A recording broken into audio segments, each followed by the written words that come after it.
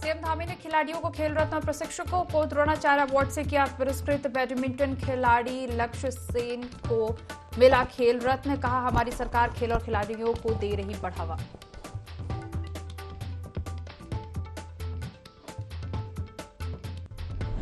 राहुल गांधी की लोकसभा सदस्यता रद्द होने पर बिफरे हरीश रावत। कहा, षड्यंत्र के तहत मिली सजा।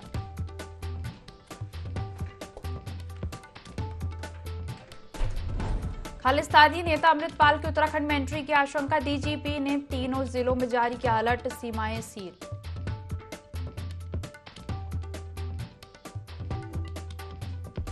लोहाघाट के उप जिला हॉस्पिटल में खराब पड़ी अल्ट्रासाउंड मशीन, बैरंग लौट रहे मरीज। स्वास्थ्य विभाग के पास कोई जवाब नहीं।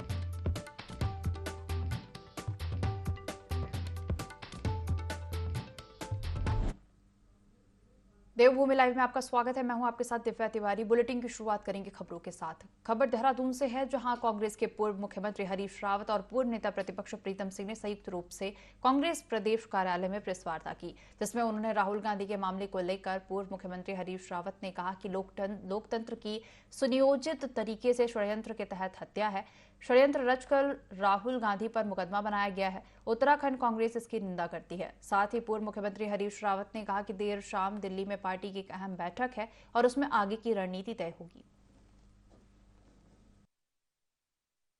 जिस षड्यंत्रपूर्ण तरीके से राहुल जी पर मुकदमा बनाया गया, वो भाजपा के शीर्ष नेतृत्व की संलिप्तता को या उनके उकसावे को या उनके डिक्टेशन को बिल्कुल स्पष्ट करता है। सारी लोकतांत्रिक शक्तियां कुकृति की, इस कुप्रयास की निंदा करते हैं और आज पार्टी की शीर्ष कमेटी की दिल्ली में 5 बजे मीटिंग है और हम आगे की रणनीति भी उसमें निर्धारित।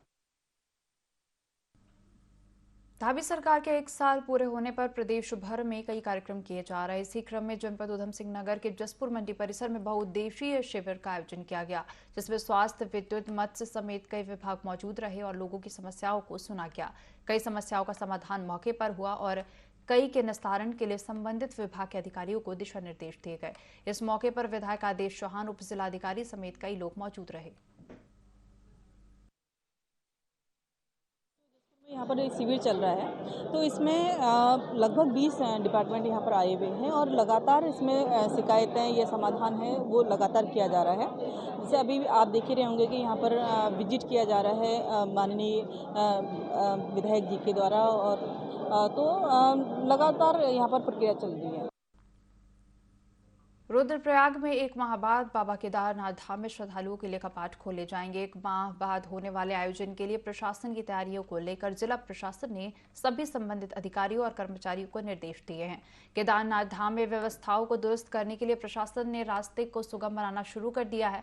यात्रा मार्ग से बर्फ हटाने के लिए व्यवस्था तैयार की जा रही है, ताकि श्रद्धालुओं को आने जाने में समस्या न हो।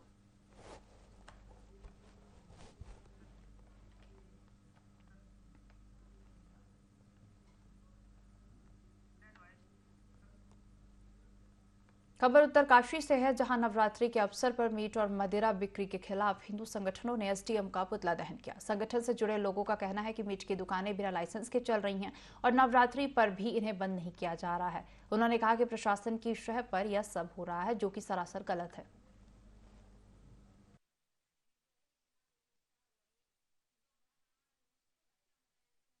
वजह से हमारा ये मीट मांस को बंद करवाने का सभी हिंदू संगठनों की तरफ से आह्वान था, तो उसको क्या बोलते हैं, उसकी एक बार सूचना देने हम जिलाधिकारी महोदय को गए थे उनके कार्यालय पर। एसडीएम बटवाड़ी भी वहीं बैठे थे। जब उनको हमने सूचना दी कि क्या बोलते हैं ये अभी मीट मांस की दुकान संचालित हो रही है अवैध रूप से, तो एसडीएम साहब ने उस पर मतलब प्रतिक्रिया गलत दी और इसी के विरोध में हमने उनका आज पुतला दहन किया। पुचड़ खाने के इनके पास कोई लाइसेंस नहीं है। ये जो हमारे पास गजब सारे पूरे आपके बैलोज है और उसका मतलब कोर्ट का आदेश भी है। और इसमें जो मतलब जिसमें ये मतलब नदी नालों से जो आपका आधा किलोमीटर दूर है और बस्ती से 3 किलोमीटर दूर है। तो ये जितनी बुचड़ खाने वो सारे मतलब बिल्कुल वो जो अवैध चल रहे हैं। तो हमारा कहने वाले ये तीर्थ नगरी धार्मिक नगरी है और ये यहाँ से तीर्थ नगरी का मुद्दा भी जो आपका कैबिनेट में जा रखा है, संशोधित जारी किया जिलाधिकारी की, और काफी लोगों को 50,000 अक्षर अभियान भी जा रखा है। तो ये बुचड़ खाने बिल्कुल बंद किया जाने की धार्मिक नगरी है। हल्द्वानी के कांग्रेस स्वराज भवन में स्वर्गीय इंदिरा हृदय की 82वीं पुण्यतिथि पर उन्हें याद किया गया। इस दौरान कांग्रेस नेताओं ने बताया कि उत्तराखंड की आयरन लेडी स्वर्गीय इंदिरा हृदय ने प्रदेश में कांग्रेस को एकजुट और मजबूती के साथ खड़ा किया था और उनके निधन पर कांग्रेस को बड़ा झटका लगा था। तो वहीं स्वर्गीय डॉक्टर इंदिरा हृदय के पुत्र और हल्द्वानी के विधायक सुमित हृदय ने बताया कि हमारी माता श्री को विकास की देवी के नाम से भी जाना जाता है क्योंकि उन्होंने उत्तराखंड और हल्द्वानी के लोगों के लिए काफी काम किए हैं। जो संरक्षण उनका था, उस संरक्षण की आज कमी महसूस होती है। समाज का कोई भी व्यक्ति दलगत राजनीति से ऊपर उठकर उन्होंने हमेशा सोच रखी, कभी ये नहीं पूछा कौन से दल के आप हो, कहाँ करते हो, मुझे कभी वोट दिया। कोई व्यक्ति उनके पास परेशानी लेके जाता था, त्वरित प्रक्रिया के द्वारा तुरंत न्याय मिलता था। आज की राजनीति में बड़ी आवश्यकता है कि हम लोग और जनता के बीच में और जाएं, जनता का दर्द समझें, दलगत राजनीति से ऊपर उठकर क्षेत्र की, प्रदेश की राह को सुधारने के लिए कार्य करें। ऐसा आज उनकी जयंती पे हम लोग को प्रण लेना चाहिए। आज हमें इतना दुख है कि मैडम का जैसा कोई है ही नहीं, हमें कोई दिखता भी नहीं। चाहे मैं घर का हो चाहे बाहर का हो, और गरीब हो अमीर हो कोई भी हो, मैडम के पास जो जाता था खाली हाथ नहीं लौट कर आता था और वो सबको आशीर्वाद देती थी और डांटती थी। मैं भी जब कोई काम के लिए जाती थी डांटती थी, लेकिन फिर उसके बाद तुरंत वो काम कर देती थी। चंपावत के लोहा घाट में उप जिला चिकित्सालय में कहने की तो तीन अल्ट्रासाउंड मशीनें हैं, लेकिन सभी मशीनें खराब पड़ी हुई हैं, जिसकी वजह से 12 दिनों से अस्पताल में अल्ट्रासाउंड नहीं हो पा रहे हैं और मरीजों को काफी परेशानी का सामना करना पड़ रहा है। वहीं सीएमओ का कहना है कि मशीनों को जल्द ठीक कराया जाएगा, जिसके लिए शासन को पत्र लिख दिया गया है। नगर पालिका अध्यक्ष और भाजपा नगर मंडल अध्यक्ष मशीनों को जल्द ठीक करने को कहा है और ठीक नहीं होने पर स्वास्थ्य विभाग के खिलाफ लोगों के साथ धरने की चेतावनी दी।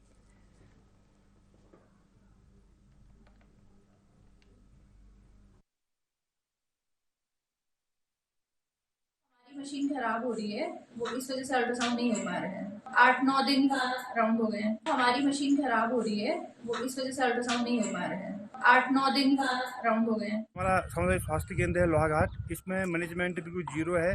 जो भी डॉक्टर्स आ रहे हैं यहाँ मैनेजमेंट के कारण छोड़ के चले जा रहे हैं।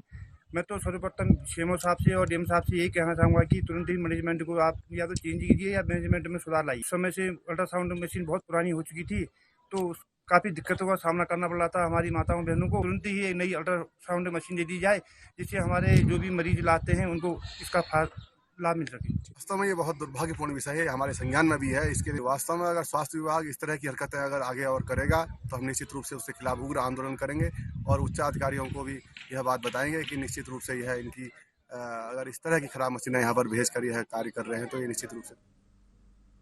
देहरादून में खिलाड़ी सम्मान समारोह का आयोजन किया गया। सम्मान समारोह कार्यक्रम में मुख्यमंत्री पुष्कर सिंह धामी मुख्य अतिथि के रूप में शामिल हुए। मुख्यमंत्री पुष्कर सिंह धामी ने खिलाड़ियों को खेल रत्न से सम्मानित किया, तो वहीं ट्रेनी खिलाड़ियों को द्रोणाचार्य पुरस्कार प्रदान किया गया। कार्यक्रम को संबोधित करते हुए मुख्यमंत्री धामी ने कहा कि हमारी सरकार खेल और खिलाड़ियों को बढ़ावा दे रही है, इसके लिए प्रदेश में नई खेल नीति लाई गई है।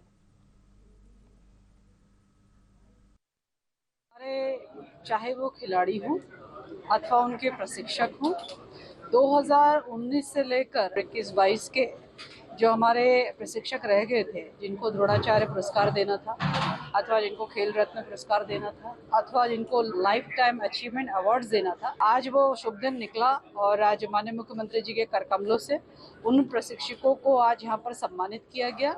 मैं समझती हूँ कि इस प्रकार के कार्यक्रम से एक खेल का बेहतरीन वातावरण तैयार होता है और निश्चित रूप से सरकार का जो विजन है आगे चल के उनके लिए कल्याणकारी योजनाएं लाना अथवा उनको प्रोत्साहन देना, वह भी संदेश इस कार्यक्रम के माध्यम से जाता है। हमारे राज्य में खेल प्रतिभाओं की अपार संभावनाएं हैं और हमारे खिलाड़ी आज देश में विदेश में जाकर अनेकों प्रतियोगिताओं को विजय कर रहे हैं, प्रतियोगिताओं में विजेता हो रहे हैं। नई खेल नीति हम लेकर आए हैं और नया जो खेल कोटा है भर्तियों में भी फिर से शुरू करने का हमने निर्णय लिया है। तो खिलाड़ियों के संवर्धन विकास के लिए हर संभव राज्य की सरकार काम करेगी और हमारे देश के यशस्वी प्रधानमंत्री मोदी जी के नेतृत्व में आज खिलाड़ियों के चयन की प्रक्रिया हो, उनके प्रोत्साहन की प्रक्रिया हो, उनके लिए नई योजनाएं लाने की बात हो या खेलो इंडिया के तहत उनको प्रोत्साहन करना हो, हर क्षेत्र में आगे बढ़ाया जा रहा है।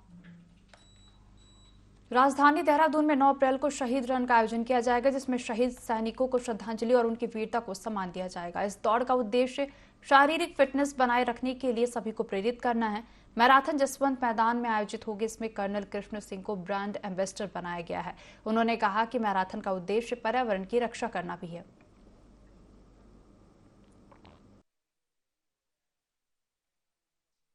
ऑर्गेनाइज कर रहे हैं, जो कि कैंटोनमेंट बोर्ड से स्टार्ट होगा, जो कि महेंद्र ग्राउंड के साथ में है।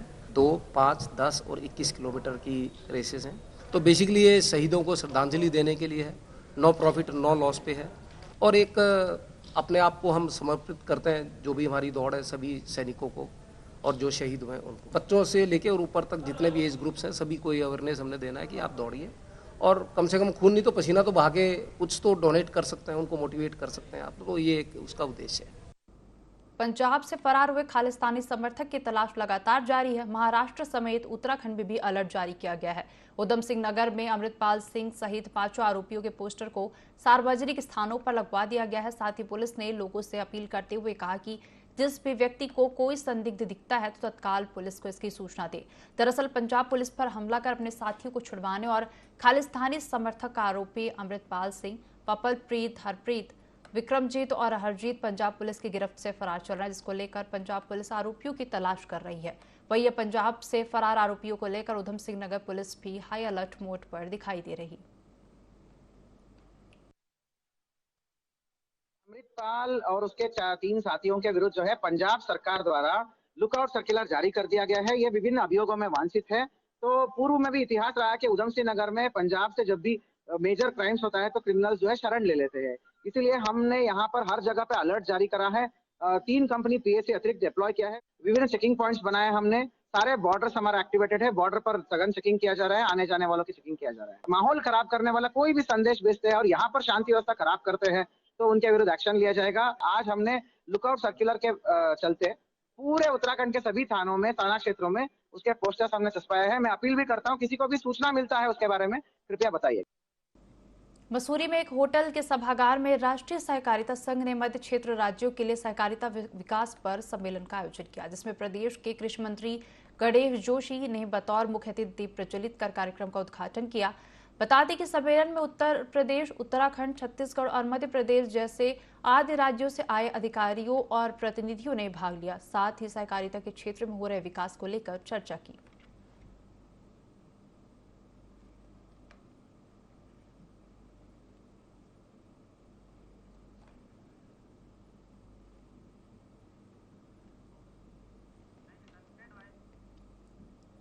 लक्सर के खानपुर विधानसभा क्षेत्रों में सरकार 1 साल नई मिसाल शिविर का आयोजन करने जा रही है, जिसमें क्षेत्र प्रतिनिधियों और जनप्रतिनिधियों से बातचीत करेगी।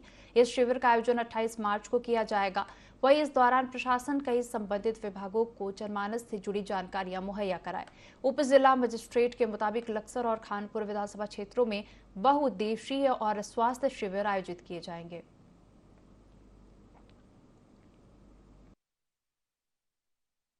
होने के अवसर पर 1 साल नई मिसाल कार्यक्रम के अंतर्गत तहसील स्तर पर, विधानसभा स्तर पर माननीय क्षेत्र विधायक जी की अध्यक्षता में एक बहुउद्देशीय शिविर और एक स्वास्थ्य शिविर का आयोजन किया जाना है, जिसके लिए माननीय विधायक जी गणों से बातचीत करने के बाद निर्धारित हुआ है लक्सर विधानसभा क्षेत्र में 28 मार्च 2023 को कार्यक्रम का आयोजन किया जाएगा और खानपुर विधानसभा क्षेत्र के लिए 27 मार्च 2023 के लिए किया जाएगा। और इस कार्यक्रम में जो बहुउद्देशीय शिविर का आयोजन किया जाएगा, विभाग अपने विभाग से संबंधित जानकारियां और विभाग के द्वारा जनमानस को दी जाने वाली जो भी सुविधाएं हैं, जो भी योजनाएं हैं, उनके बारे में जानकारी भी देंगे और प्लस प्रमाण पत्र आदि निर्गत भी करेंगे। उत्तरकाशी की 4 साल की अनाया नौटियाल का वीडियो सोशल मीडिया पर तेजी से वायरल हो रहा है। जनपद स्तर पर इतनी छोटी सी उम्र में बड़े ज्ञान के कारण कई पुरस्कार जीत चुकी हैं। अनाया को सारे विश्व की राजधानियों सहित पौराणिक संस्कृति का इतिहास याद है। उत्तरकाशी गौरव सम्मान, गौ गंगा एवं गौरी सम्मान से सम्मानित बच्ची के स्थानीय विधायक, जिला पंचायत अध्यक्ष और नगर पालिका अध्यक्ष भी अद्भुत ज्ञान के कायल हैं।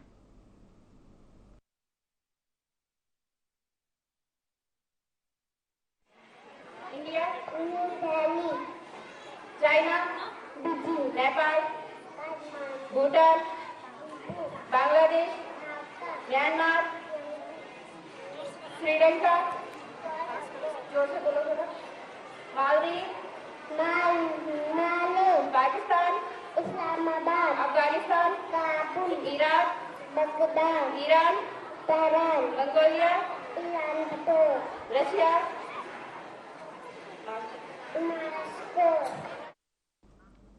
धामी सरकार के 1 साल पूरे होने पर गोपेश्वर में जनसेवा कार्यक्रम आयोजित किए गए। प्रभारी मंत्री धन सिंह रावत ने प्रधानमंत्री आवास योजना में चयनित लाभार्थियों को प्रथम किस्त के स्वीकृति पत्र, आत्मा योजना के अंतर्गत फसल, सब्जी, मत्स्य, दुग्ध एवं रेशम उत्पादन में 5 किसानों को जनपद स्तरीय किसान भूषण पुरस्कार के तहत 25,000 धनराशि के चेक वितरित किए। इस दौरान प्रभारी मंत्री ने मटुआ गीत का भी विमोचन किया। साथ ही सूचना विभाग द्वारा 1 साल नई मिसाल पुस्तिका सहित विविध प्रचार साहित्य का वितरण किया।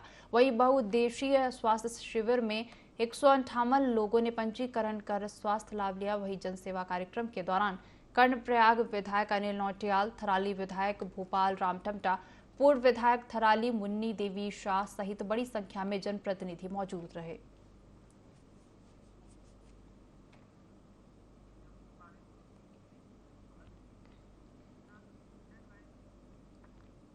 बेमौसम बारिश और ओलावृष्टि से किसानों की फसलें बर्बाद हो रही है, जिसके चलते लक्सर जैसे हजारों किसानों की चिंताएं बढ़ गई हैं। हालांकि प्रशासन द्वारा राजस्व विभाग के जरिए स्थलीय निरीक्षण कर संभावित नुकसान का ब्यौरा जुटाया जा रहा है। बता दें कि लक्सर पहुंचे प्रदेश के पूर्व मुख्यमंत्री हरीश रावत ने भी मैदान से लेकर पहाड़ तक बर्बाद हुई कई फसलों का संज्ञान लेकर सरकार से मुआवजे की मांग की। तो वहीं दूसरी ओर भारतीय किसान यूनियन के राष्ट्रीय अध्यक्ष कीरत सिंह ने भी मुआवजे का मुद्दा उठाया है। उन्होंने कहा कि वह मुआवजे की मांग को लेकर संघर्षशील हैं और इससे कतई पीछे नहीं हटेंगे।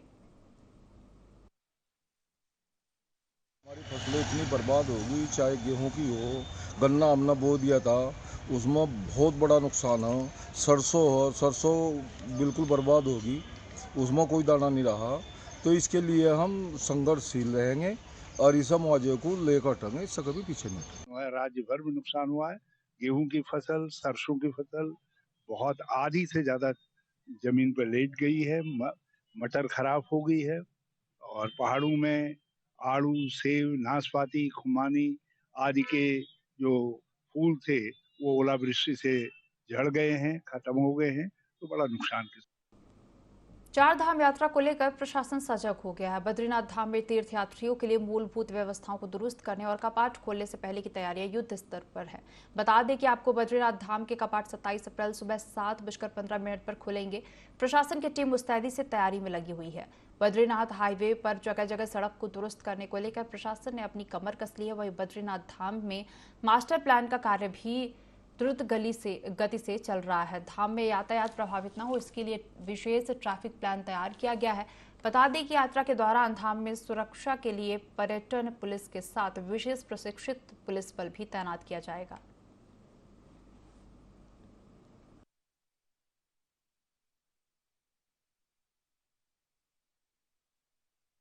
लिए अभी हमारे द्वारा सर्वप्रथम सभी जो सड़कें हैं हमारी जो कि धाम को जाती हैं उनका निरीक्षण किया जा रहा है। मेरे द्वारा पिछले सप्ताह भी 2 बार बद्रीनाथ जाया गया, जिसमें बीआरओ के जो कर्मचारी और अधिकारी हैं उनको निर्देश दिए गए कि जहां पर भी सड़क पर गड्ढे हो गए हैं या भूस्खलन जोन बने हुए हैं या कहीं पर जहां पर ब्लास्टिंग की वजह से सड़क टूट गई है उनको तत्काल ठीक करें। साथ ही जो धाम में इस बार मास्टर प्लान के काम चलने के कारण कुछ हमने रूट्स में चेंजेस किए हैं, तो वहां पर प्रॉपर साइनेज हम लोग लगा रहे हैं जिससे यात्री जब आए तो उनको रास्तों की वजह से भटकाव न हो। साथ साथ ट्रैफिक व्यवस्था का भी पूरा एक ट्रैफिक प्लान बनाया जा रहा है, जिसके लिए हम लोग पुलिस और प्रशासन की टीम मिलकर एक ट्रैफिक प्लान को संचालित करने का काम करेगी। पूर्णागिरी मेला क्षेत्र में बाबलीघाट के पास मैक्स वाहन की टक्कर से बाइक सवार दंपति घायल हो गए। बताया जा रहा है कि पूर्णागिरी से टनकपुर को आ रही मैक्स अचानक अनियंत्रित होकर सड़क पर पलट गई। पलटने के दौरान पूर्णागिरी दर्शन कर वापस लौट रहा बाइक सवार दंपति मैक्स की चपेट में आ गए। हादसे में व्यक्ति के पैर में गंभीर चोट आई है, जिनको इलाज के लिए हायर सेंटर रेफर किया गया है। बताया जा रहा है कि मैक्स में कुल 11 लोग सवार थे।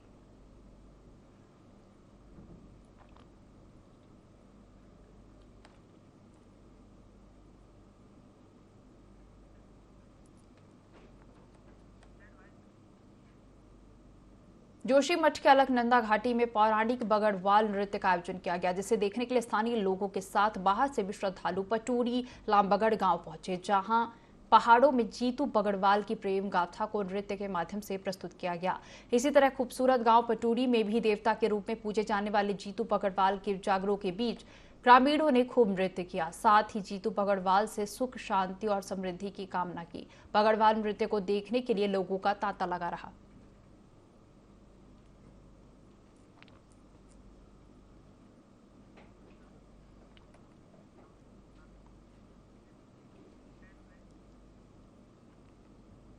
खबर हरिद्वार के भगवानपुर से है, जहां सहकारी समिति के कई कर्मचारी सहकारी विभाग के खिलाफ धरने पर बैठ गए। दरअसल पूरा मामला सहकारी कर्मचारियों के वेतन से जुड़ा है, जो पिछले कई महीनों से उन्हें नहीं मिला, जिसके चलते उन्हें कई परेशानियों का सामना करना पड़ रहा है। सहकारी समिति के कर्मचारियों का आरोप है कि विभाग सचिवों का वेतन समय पर डाल देता है, मगर कर्मचारियों का वेतन रोक लेता है। वहीं कर्मचारियों ने विभाग को अल्टीमेटम दिया है और मांगे पूरी नहीं होने पर अनिश्चितकालीन धरने की चेतावनी दी है।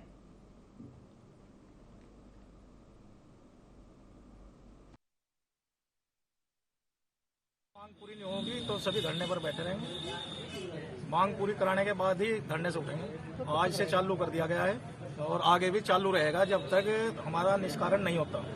हमने यार सर से भी बात की है, वो भी खाली झूठे आश्वासन देते हैं हमें। कभी भेजते हैं मैनेजर साहब के पास चले जाओ, आपका वेतन निकलवा रहे हैं, लेकिन मैनेजर साहब को कहते हैं तो कह रहे हैं हमें लिखित में चाहिए। अब लिखित में हमें यार साहब दे नहीं रहे, तो जब तक हमें वो लिखित में नहीं देंगे, हमारे कर्मचारियों का वेतन नहीं निकलेगा, तब तक हम धरने पर रहेंगे।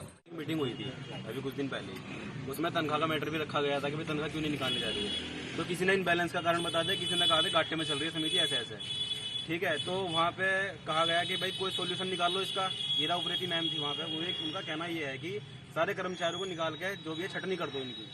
तो ये कहाँ का रास्ता हुआ? छटनी करके क्या हम सर्वाइव कर पाएंगे दोबारा? फिर अगर हम कर्मचारियों को सबको बाहर निकाल दिया तो हमारे घर वाले हम सर्वाइव कर पाएंगे क्या?